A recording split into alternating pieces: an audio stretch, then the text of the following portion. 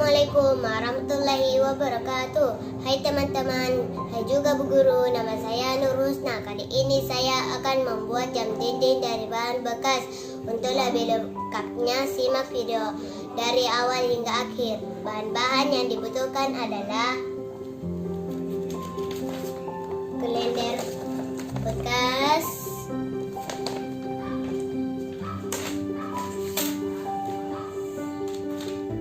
mesin jam dinding, CD, stiker, double tip, gunting, gabus, dan lem. Cara membuatnya adalah pertama kita gunting angka dari 1 sampai 12.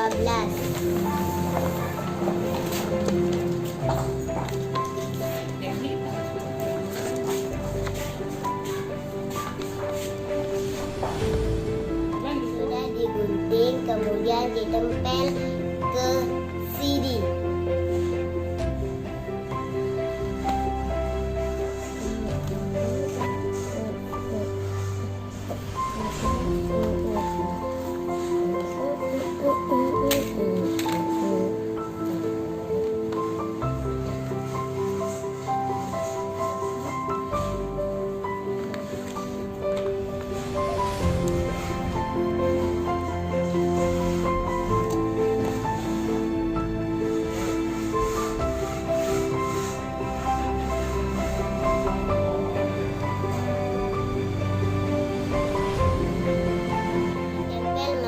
Pada CD yang sudah diberi angka.